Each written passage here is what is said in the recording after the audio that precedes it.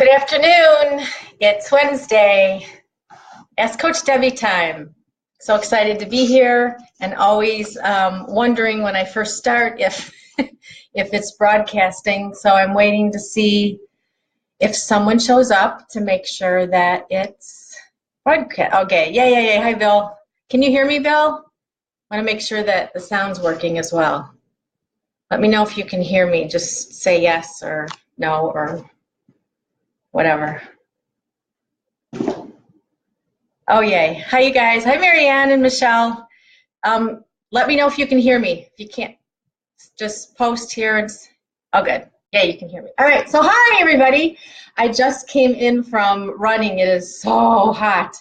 And I just got out of the shower, and I'm still sweating. And so this morning I was trying to, I didn't have a topic for today. I didn't have any specific content. And it just seems like whenever I go out and run, it's kind of a meditation for me. I download lots of information, and so when I went out and ran, I just told myself, you know what, it'll come. Just let it go. It'll come, and it always did. And what came to me is this topic of, hi, you guys, of why does our head continue to fight with the heart? Because the heart has from what I've been told, 60 times more wisdom than the head. But why is it that we listen more to the head? And so I noticed that on my run today. So I love to run, kind of love and hate it. Mostly love it.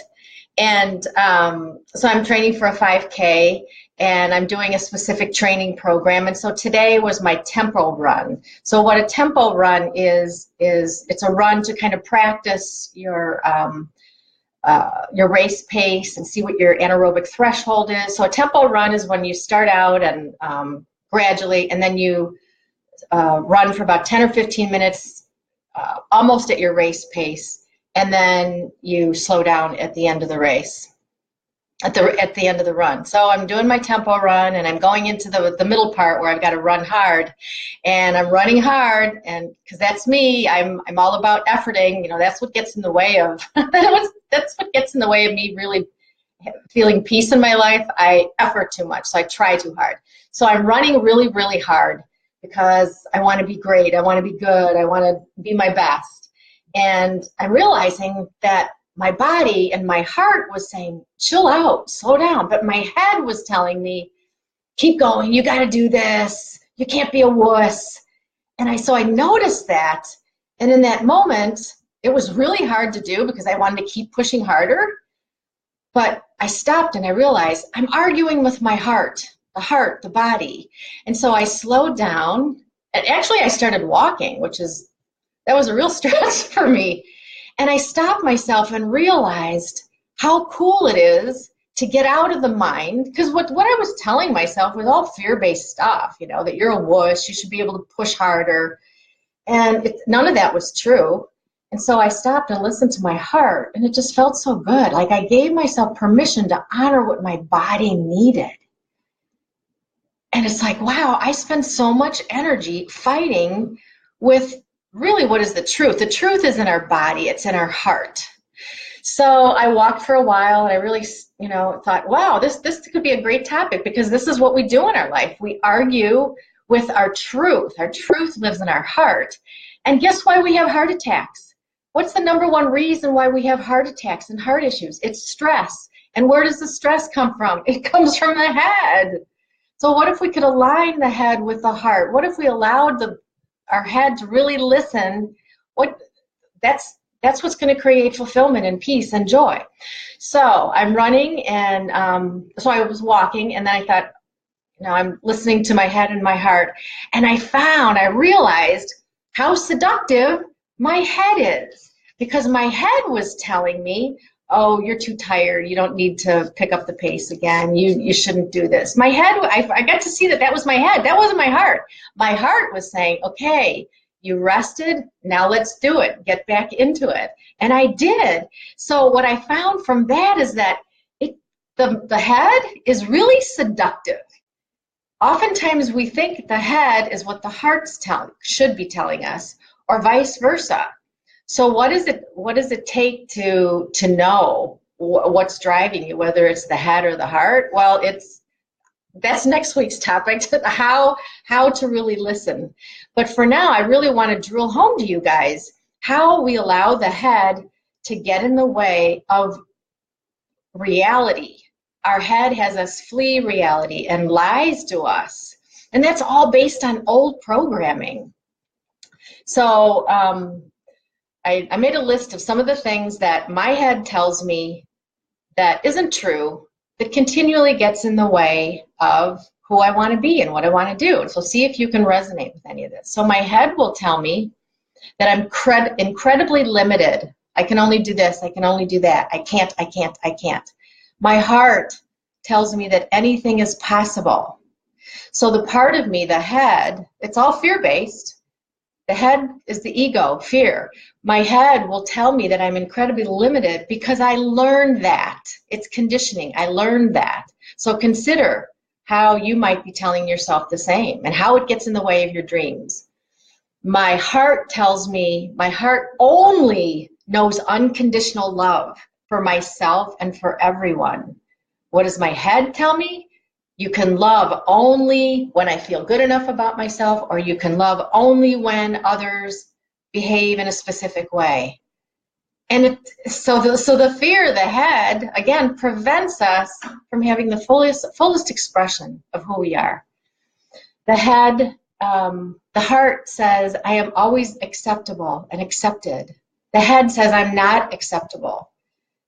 So again, and I'll talk about this next week, this comes from old stuff. At some place or time in your past, you learned and you decided that you were unacceptable, or someone told you that you were unacceptable.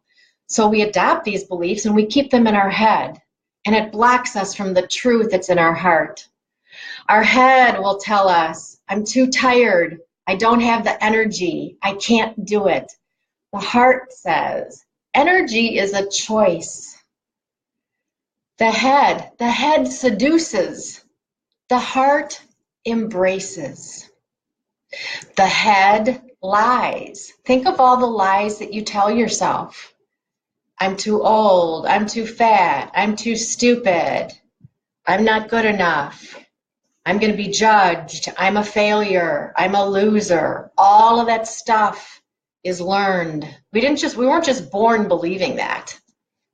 So it's lies. None of it's true. The heart knows the truth. The head needs to know. The head needs to have the answers, including we need to know who we think we are. So if, my head will tell me that I think I'm not good enough or I'm too stupid, but at least it has an answer. Michelle says, when you say heart, what do you really mean? Do you mean soul, spirit? I have a hard time digging that deep to listen to something other than my head. Yeah. So thank you for that. That's a really good point. So the heart is the soul, the spirit. So maybe I'll change my wording a bit with that. Yes. And so you have a hard time digging that deep, Michelle, as many of us do, because we're programmed to live in the head and escape the truth, which is the soul. And that takes practice. Michelle, I know you were working on a meditation practice. That takes consistency and patience and time. And so the head thing, we leave the body, we leave the spirit and the soul because we think it's too painful. We don't want to feel what's there. We don't want to be in reality because you've heard this before, the truth hurts and reality is our truth. So we live in the head. I hope that helps. Hi, Janice. The head needs to have answers, has to know. And the heart, the soul, the spirit loves and embraces mystery. The soul is unattached to the outcome. Because if you're unattached to any outcome, as we tend to do in our head, what do? We become fixated on that outcome, and it doesn't always happen. And then we just feel disappointed, and then we tell ourselves we're not good enough, or we didn't do it right. So the head wants to control. The soul wants to experience life at its fullest potential and experience pleasure and experience meaning of our life. And pure meaning, and that's not going to happen in the head. So again, consider how today you're living in your head. Like, what is your ego telling you in a way that's stopping you from you being your most purest, essential self? So one of my amazing clients, I thought I would use her as a testimony. She said I could share a bit of her story. The transformation that she made is beyond my comprehension when I think of the before and the after. And it all stems from her getting out of her head, which is where she was living. She was arguing with her heart all the time because her heart wanted something so much, but the head talked her out of it. So when I first started working with her, she attended Fearless Living, by the way, which is, next one is October 28th and 29th. So she attended Fearless Living, and she said it dramatically changed her life because before she attended and started working with me, she was unemployed, and she had this righteous position. Her head was telling her, I don't have to work. I'm sick of traditional jobs, and money is stupid, and I don't need money, and I just need to keep being who I am. And so she was really stuck, but she felt really stuck because she wasn't feeling fulfilled. She wasn't living her dharma or her purpose, which was she has an enormous passion to support the disabled and those with mental disabilities, because that's just her passion. That's who she is. And she also had a passion. She has a passion for relationships, but she wasn't in any relationship because she was so blocked in her story, telling herself that it's not going to happen, and I'm just going to stay stubborn and stay stuck, and I don't need to get out into the world and find a job. So I worked with her and helped her to see how she was so attached to that belief, and that belief, which was, of course, in her head, was blocking her from expressing what her heart most yearned to express in the world. So she got to see that with those righteous positions around getting a job and earning money were literally making her ill. So I coached her around, so what part of this story is true? And she got to see, well, yeah, it's not true. And it really is having me feeling frustrated and alone and disempowered. And I coach around, well, what could you have if you stepped outside of those fear-based thoughts? What could you experience? She said, well, maybe I could find the job that I love, and maybe I could find that ideal partner, and maybe earning money wouldn't be such a bad thing. She was totally in debt at this time. And she hated money because of her past experiences. So she was so attached to that. So I coached her around seeing what if she were to choose a different perspective and get out of that ego, the mind, and stop this battle with the heart, that she could shift her perspective and shift her experience. So by doing that, she was like, wow, this is cool stuff. She was totally into this work. By doing that, guess what happened? She found the job of her dreams. Her energy has totally shifted. She is making a huge impact in the world. She's making money. She's getting out of debt. And she's incredibly fulfilled. And guess what? She found her soulmate, who she never believed that would happen. And I'm telling you, that happened because she chose to get out of her mind and into her soul. She surrendered. She put down her guns with the mind, and she allowed herself to really give herself permission to listen to what she most wanted.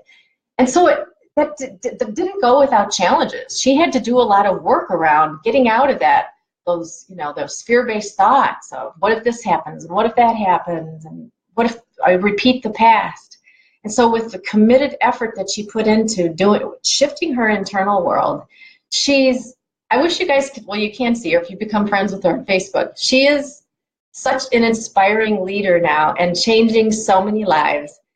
And she's totally changed her life. She's happy. Yay! So that's a perfect example of what's possible when you commit to stop arguing with your soul, because the soul has the true answers. The soul knows what what your gift is and your purpose and your passion is.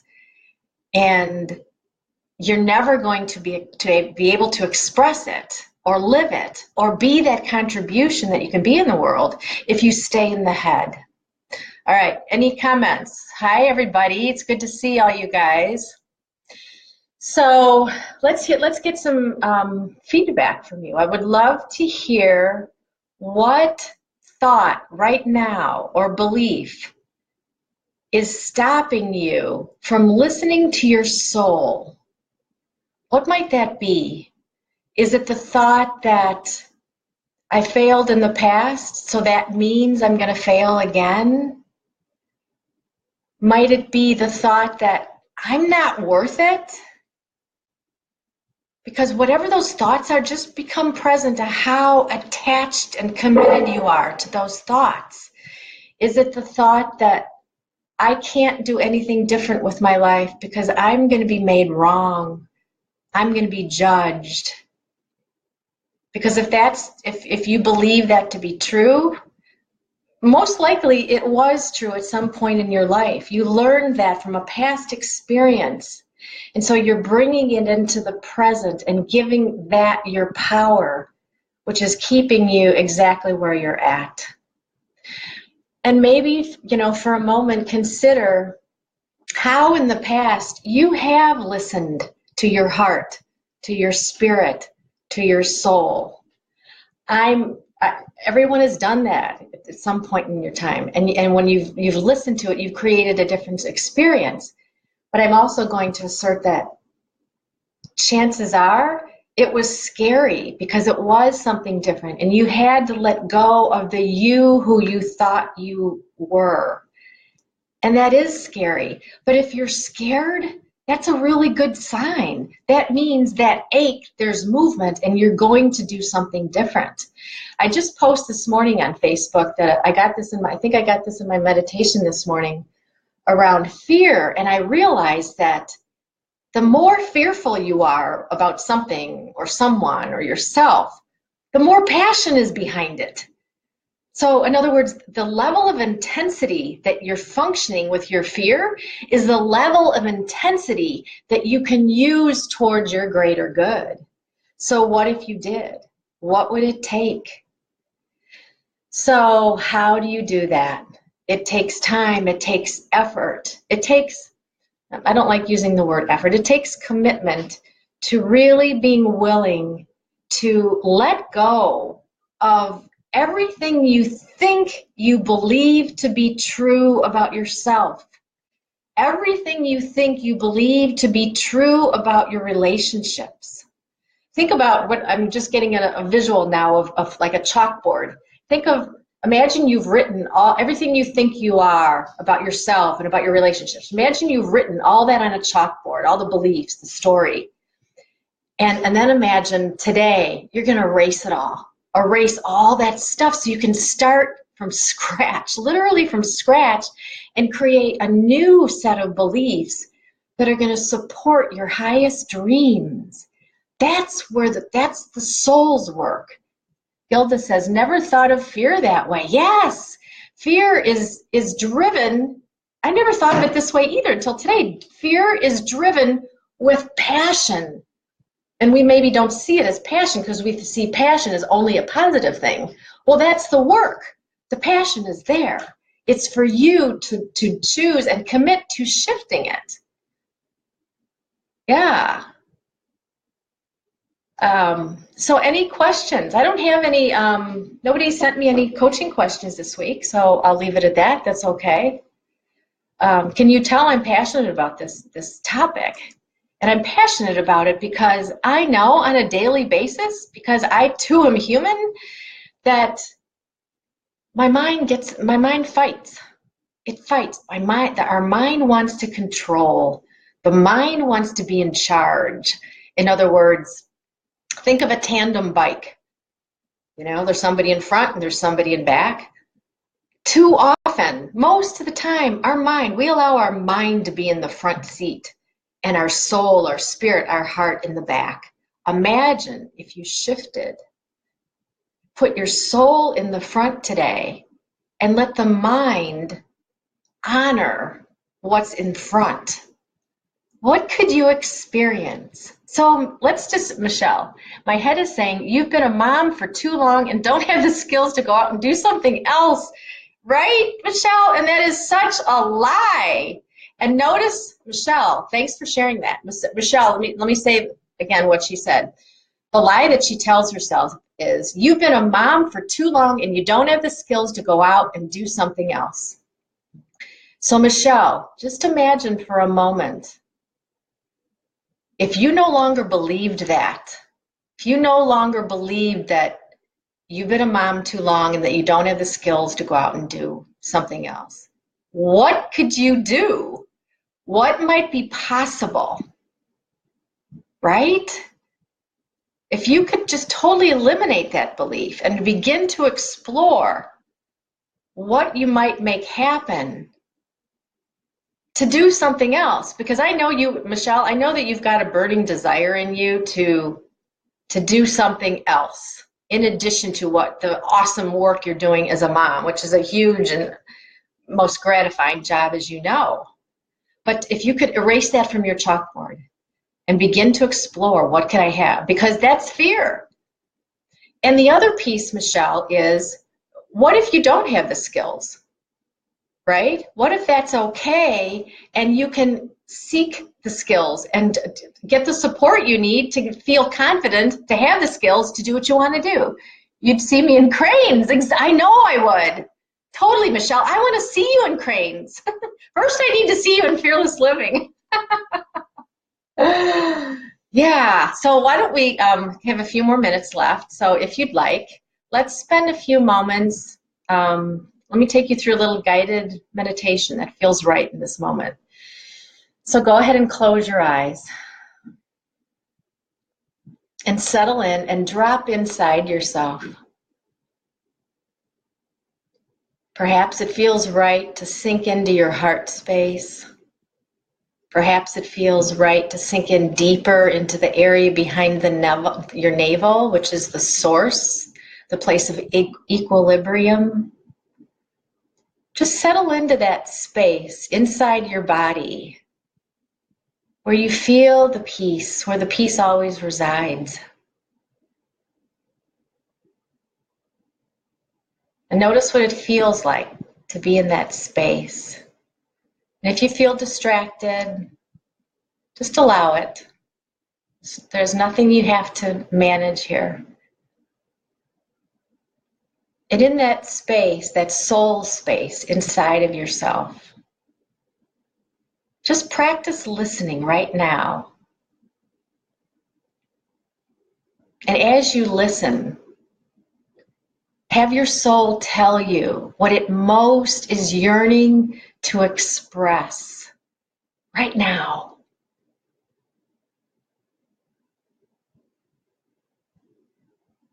Might it be telling you that it's yearning to express peace or joy? Is it yearning to make a bigger contribution? Is it yearning to have a purpose, to live through that purpose? Is it yearning for more connections? Is it yearning for fearlessness? Simply listen to whatever that is.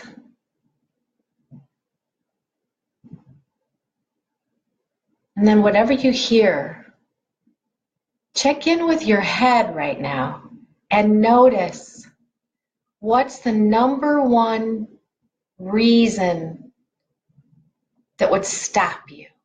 What's the fear-based thought? Is it that I can't, I'm not capable, I'm not good enough? It's not possible? Simply notice, what does your mind tell you?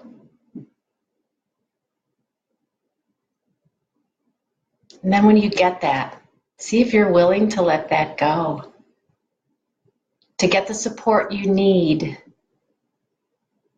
to bust through that and allow your soul to be in the driver's seat. So just breathe that in and notice how that feels. Notice what might have shifted in your body by accessing what your heart, what your soul, spirit most wants to express. That's what's possible. So open your eyes.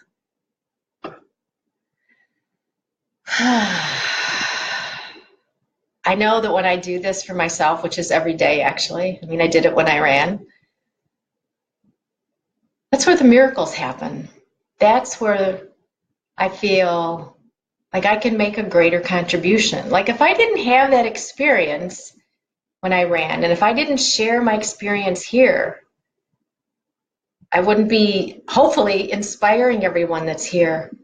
And if you hadn't heard this, you might not be inspired today. And now my hope is that you'll take this information and do something different with it. Like, how much longer do you want to wait to be the grandest version of yourself? It requires risks. It requires that you make a new declaration to yourself, to the universe, to everyone around you, that you are going to rise above the playing small and shift from being in that mediocre place to extraordinary. Extraordinary. Just consider everything that's happening in the world today and how much more we need greatness. You're already great, but now it's time to express it. So how you can express it is to sign up for Fearless Living, October 28th and 29th, for the 2 most powerful days of your life. It'll be in, well, I think in St. Charles. And I'll post the link here. And, right, it's true, right, Gilda? Come to Fearless Living. I want to see you. Send me your comments, questions, posts. I'm getting to love these more and more, and I love seeing who's up here and listening, because I know that everyone that's here is capable of going to that next level of fulfillment, joy, and meaning in your life. So have an awesome week. Namaste.